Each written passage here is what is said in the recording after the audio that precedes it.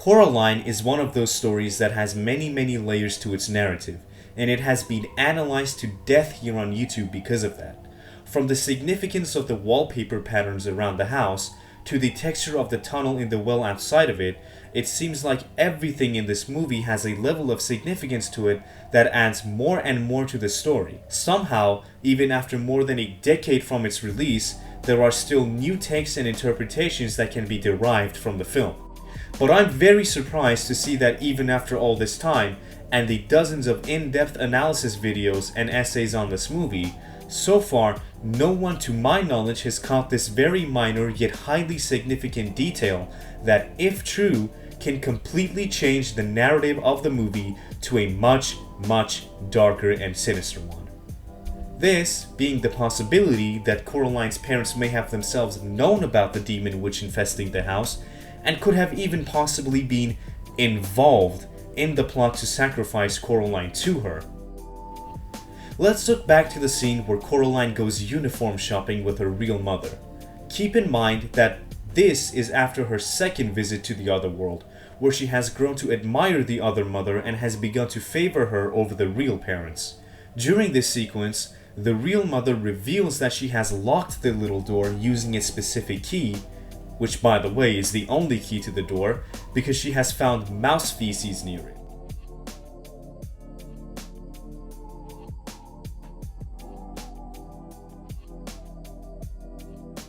What makes this scene more interesting is that she also goes on to say that she thought doing this would make Coraline feel safer. Now, the logic behind wanting to prevent the mice from getting into the house is solid, except that the little door leads nowhere. From the real mother's point of view, it's all bricked up. And what's this about making Coraline feel safer? The door is bricked up, nothing is coming in or out of it. Her reason behind locking it makes no sense. Going through the effort of finding the specific key to this door and locking it up when it goes nowhere is, frankly, an odd thing to do. Unless, if the real mother knows that there is more to the nature of the door than she leads on. Meaning that the mother is either partially or completely aware of the demon witch's existence, and also of the existence of the other world. The scene after makes this scene even more strange. When Coraline gets back home, we see that the key for the store has been intentionally placed outside of her reach. Why would the real mother place the key here when they have an entire drawer dedicated to the keys for the house? Wouldn't it make more sense to keep all the keys in the same place, especially when they live in a house that is this big and has this many specific keys? Even then, if she couldn't be bothered to put the key back in its proper spot, why didn't she put it on the kitchen counter or a table somewhere?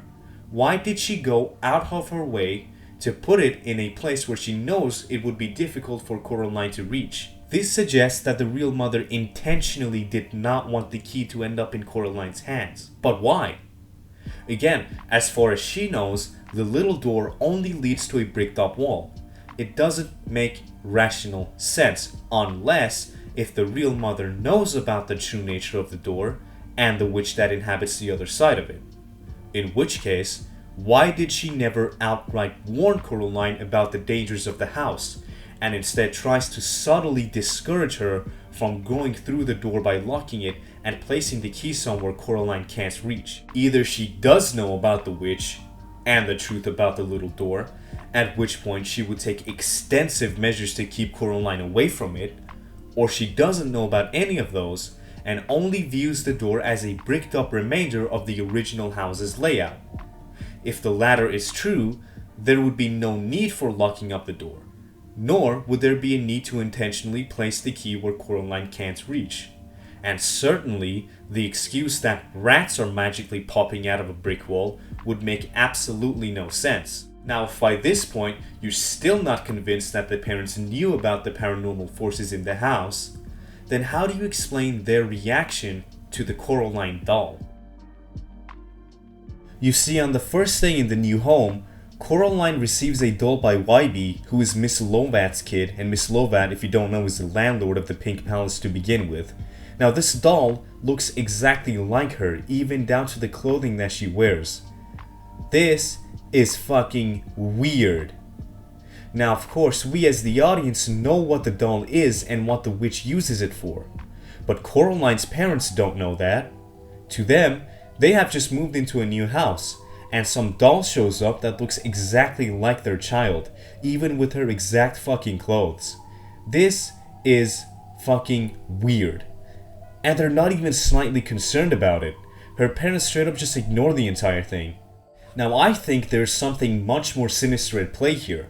I think that the makers of this film have added an extra layer to its plot and have used these minor details in the film as little hints to point us, the audience, in the right direction, which is the idea that Coraline's parents knew about the witch and for some unknown reason were fine with Coraline being taken by her. But why? Well, it takes some heartless, cruel, cold-blooded monster to knowingly and willingly sacrifice their own child to an evil, soulless witch. But these people definitely exist in the real world, and this film is incredibly fucked up for a kids movie as it is. Here's my take on all of this. Coraline's parents were experiencing severe financial difficulties. We know this to be true because we are explicitly shown it in the film. I think that they were probably approached by the Pink Palace's owner, Miss Lovat, who is also Wybie's grandmother. Lovat knows that the witch periodically emerges to steal and eat a child, as her own sister was abducted by her when they were children.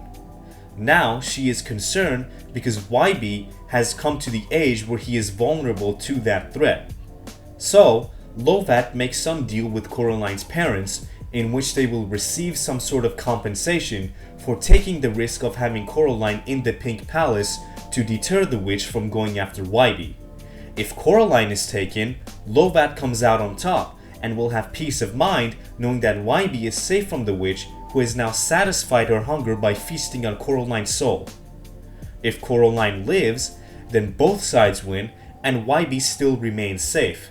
So it's a win-win situation for Miss Lovat no matter what happens. What makes this scenario more plausible is how at the beginning of the movie, Wybie is very surprised to learn that Coraline's family have moved into the Pink Palace because his grandmother never actually rents the place out to families that have young children. So that begs the question, why the sudden change? Surprised she let you move in. My grandma, she owns the Pink Palace. Won't rent to people with kids. What do you mean?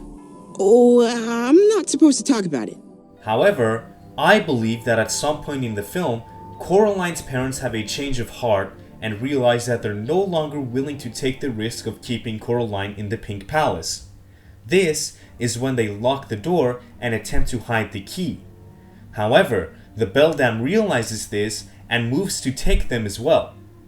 After Coraline succeeds in defeating the child-eating demon witch, the memories of the parents are wiped clean when they escape from the snow globes. Hence, the real parents are no longer aware of what has happened. Or, none of this could have been intentional, and everything I discussed in this video could have just been a plot hole that the writers overlooked or were too lazy to fix. But anyway, what do you think about all of this? Do you think that I missed anything? Do you think that I'm onto something? Do you think that I'm stupid? Feel free to drop a comment under the video, and please hit the like and subscribe buttons while you're at it.